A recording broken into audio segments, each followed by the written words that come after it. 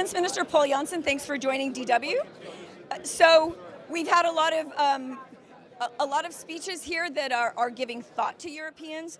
Sweden in particular has been name-checked twice in recent days, once at NATO with praise from Defense Secretary Pete Hegseth, here yesterday by Vice President J.D. Vance criticizing Sweden.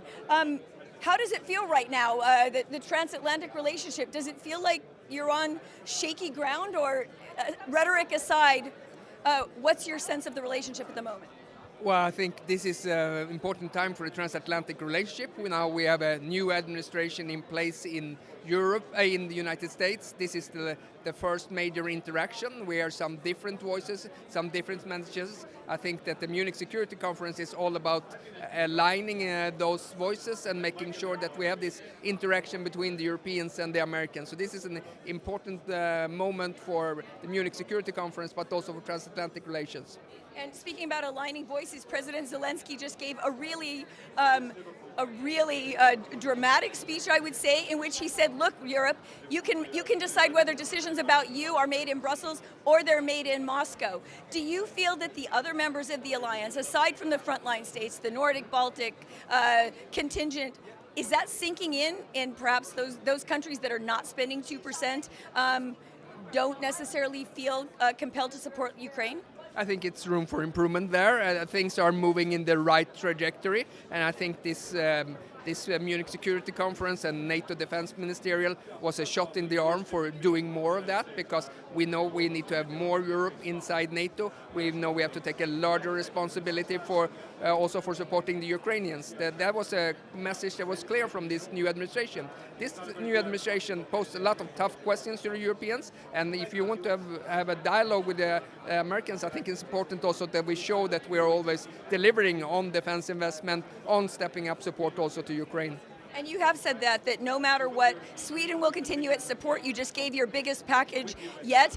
Is this the trajectory you will continue on, regardless of what Washington decides to do with regard to Ukraine support? Well, this is a statement to the Ukrainian people and to Ukraine that we're going to continue supporting them, and that we want them to negotiate, if they choose so, from a position of strength. But this is also a clear-cut message also to our European allies that others also need to step up now. I think we're one of the biggest donors. Now, we're blessed with having a strong defense industrial base, so we can actually provide them with newly defense equipment, but we need to see more of these efforts. The stakes are enormous into this war, and supporting Ukraine for us is both the right thing to do and it's a smart thing to do. I want to ask more about the Swedish defense industry, but first you've just met the U.S. Ukraine envoy, General Keith Kellogg. Do you have any details you can share with us about how they plan to move forward with perhaps forging a peace plan for Ukraine? Well, we were grateful we had the possibility to talk to the General, because this is about having a dialogue between the Europeans and the Americans about how these negotiations should be conducted. What we do know is the more we align the European position and the American position, the stronger the Ukrainians will be and the more pressure there will be on the Russians. So I think it's in the interest of both sides to have as common of a position as possible, so the Ukrainians can negotiate from a position of strength. General Kellogg hasn't seemed to play a role here. Are you concerned, as Zelensky is, that decisions are being made above the head of Ukraine, above the head of Europe, maybe even without the Ukraine on board? No, I don't buy into that, Teri. I think that it was very important for us to talk to General Kellogg, and saying that some things are very important. It has to be Ukrainians to decide if they're going to seize territory or not. I understand that President Zelensky might have opened up for that. I think it's very important also that Ukraine can keep its EU and NATO perspective as well, that they will become allies. I think that's very important to have that NATO continues its open doors policy, and we had a very good and constructive exchange. And of course, as being one of the largest contributors to Ukraine, we feel it's very important that we're involved into these discussions, because the outfall of these negotiations will have a major implication of our security, and the Europeans provided about 60% of the support last year as well in military terms. And back on that, Sweden is a big investor in the Danish model, this idea that Europe can't build fast enough, can't send enough, let's send a check to Ukraine and they can do it better. Talk about why you've decided that that's the best way to go right now, or at least one of the best ways to go, and how it's working for the Swedish defense industry. Listen, one of the challenges we have right now is we have high capability targets.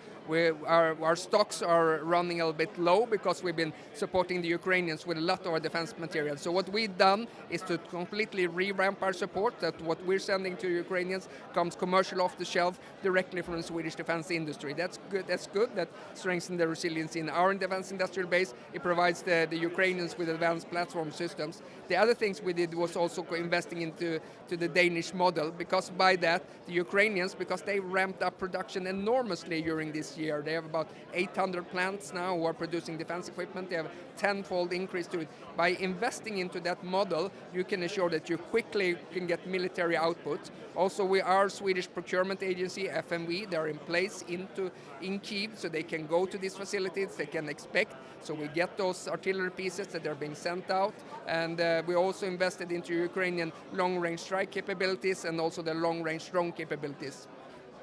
Right, but is that a good business decision as well as a good decision for your support for Ukraine? I think it's cost-effective and a quick way to support helping the Ukrainians to help themselves by strengthening the Ukrainian defense industrial base. And it worked well because the Ukrainians have been so innovative in ramping up production. So it's been cost-efficient, and then it's been good because they can make defense equipment sometimes cheaper or even quicker than we can. But is that good for your defense industry? I think because we can also have collaboration. Ukraine is going to be an important market, and we can learn a lot from the Ukrainians' ability to both ramp up production and innovate, and there's a lot of industry-to-industry cooperation that can be coming through out of this. The Ukrainians are indispensable for us, both with their 110 brigades, and their innovation capabilities and their ability to ramp up production. Okay, last question. I just spoke with a Finnish politician who said, look, this speech from J.D. Vance was shocking. She actually hoped it sends a shockwave through Europe because everyone needs to get on the same page.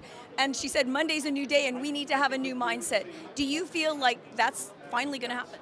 Listen, we have freedom of speech in Europe, and you're welcome to come to Munich and convey any message that you think is important for us to hear. But what is we need to be laser focused on is the Europeans have to prepare to take a larger responsibility for its own security and for stepping up support to Ukraine. So this is the time for us to grow up. We appreciate the message coming out of Washington. Article 5 is still there, and nuclear and conventional deterrence is there, but the moment for us to act now is now.